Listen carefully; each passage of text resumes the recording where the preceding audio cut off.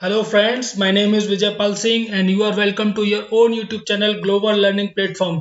जी हाँ दोस्तों, आज मैं आपको बताने जा रहा हूँ 7 कॉन्टिनेंट्स के बारे में। क्या होते हैं महाद्वीप, कैसे दिखते हैं उपमहाद्वीप, कहाँ कहाँ पर मिलेंगे आपको द्वीप, और इन द्वीपों और महाद्वीपों के बीच में क्या क्या अंतर हैं, कैसे हम जान सकते हैं इनके बारे में। आज मैं इस वीडियो में आपको बताने जा रहा हूँ।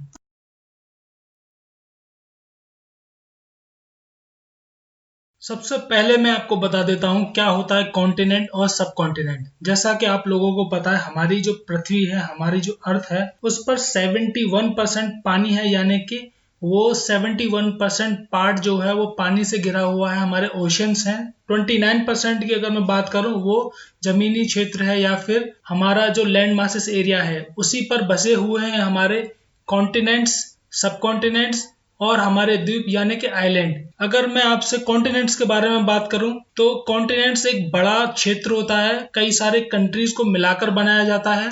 अगर बात करूं मैं आपसे सब कॉन्टिनेंट के बारे में, तो सब कॉन्टिनेंट कॉन्टिनेंट का एक पार्ट होता है, लेकिन इसमें जैसा कि मैं आपको एग्जांपल बता दूं इंडिया का, इंडिया एक सब कॉन्टिनेंट है। इंडिया के दक्षिण में, पूर्व में या पश्चिम में बात करूं तो समुद्री क्षेत्र आपकी वाटर बाउंड्री से घिरा हुआ है। अगर मैं बात करूं नॉर्थ की, एक प्राकृतिक बॉर्डर हिमालय से घिरा हुआ है, तो इसको हम बोलते हैं इंडियन सब कॉन्टिनेंट, जो कि कॉन्टिनेंट एशिया का ही एक पार्ट है।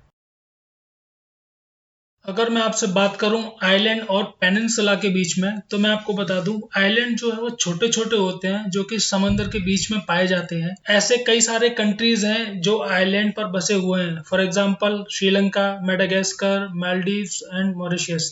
अगर पेनिनसुला की बात करूं, ये एक ऐसा पार्ट होता है जो तीन तरफ से समुद्र की बाउंड्री या वाटर बॉडी से घिरा रहता है, और एक बहुत ही लंबा लैंड मास एरिया होता है, जैसा कि अरेबियन पेनिनसुला या फिर इंडिया का साउथ का डेक्कन पार्ट, जिसको हम पेनिनसुला भी बोलते हैं।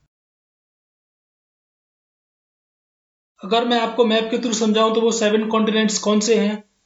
Asia, Europe, Africa, Australia, north America, south America and Antarctica. अगर मैं एशिया की बात करूं, तो एशिया जो है वो सबसे बड़ा कॉन्टिनेंट है। अगर इसमें बात करूं रशिया की, तो रशिया जो है वो सबसे बड़ा कंट्री है लैंड वाइज, एरिया वाइज। अगर मैं बात करूं चाइना की, तो चाइना पॉपुलेशन वाइज सबसे बड़ा कंट्री है। अगर मैं बात करूं यूरोप की, यूरोप जो है वो सबसे ज़्यादा इकोनॉमी जनरेट करने वाला कॉन्टिनेंट है। ये अफ्रीका, सहारा रेगिस्तान, अगर कोई आपसे पूछता है, सहारा रेगिस्तान अफ्रीका में ही है। अगर बात करूं मैं ऑस्ट्रेलिया की, ऑस्ट्रेलिया को हम ओशेनिया भी बोलते हैं।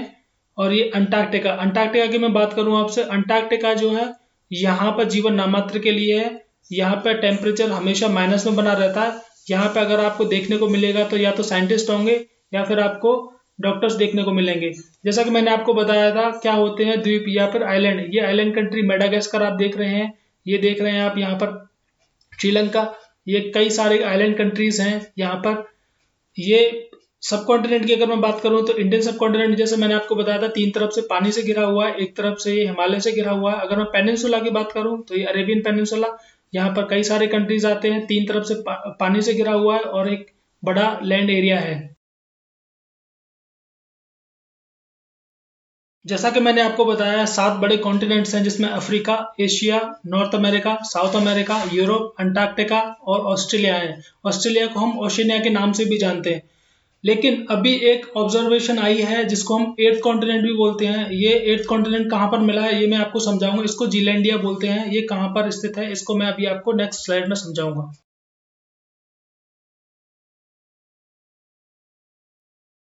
जैसा कि मैंने अभी आपको 7 बड़े कॉन्टिनेंट्स के बारे में बताया, वो है आपका Asia, Europe, Africa, Australia, Antarctica, north south America, north America. अब मैं आपको बताने जा रहा हूँ आठवां जो कॉन्टिनेंट है वो कहाँ पर ऑब्जर्व किया गया है, कहाँ पर था, जो अब सबमर्ज हो चुका है यानी कि डूब चुका है। वो जो पाया गया है वो यहाँ पर पाया गया है, ऑस्ट्रेलिया और न्यूजीलैंड के बीच में। इसको हम लोग बोलते हैं जीलैंडिया।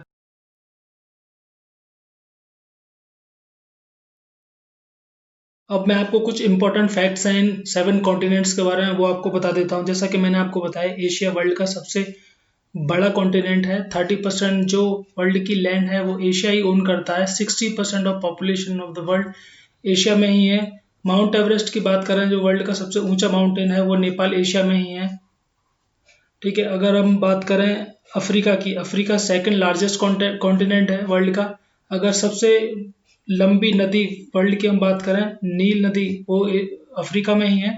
अगर सारा डेजर्ट, सबसे बड़े डेजर्ट की या सबसे बड़े रेगिस्तान की बात करें, वो अफ्रीका में ही है। ऑस्ट्रेलिया की अगर हम बात करें, ऑस्ट्रेलिया सबसे बड़ा आइलैंड कंट्री है और दूसरा सबसे बड़ा शीप यानी कि भेड़ का उत्पादक है। अगर हम यूरोप की बात करें, यूरोप सबसे वेल्दिएस्ट, मैंने जैसे आपको बताया था। और यहाँ यूरोप में कोई भी डेजर्ट यानी कि कोई भी मरुस्थल या रेगिस्तान नहीं है। अगर हम बात करें विश्व की सबसे छोटे कंट्री की, वेटिकन सिटी, वो यूरोप में ही है। नॉर्थ अमेरिका की बात करें तो जैसा कि आपको पता है, टेक्नोलॉजी के मामले में नॉर्थ अमेरिका बहुत ही फेमस है।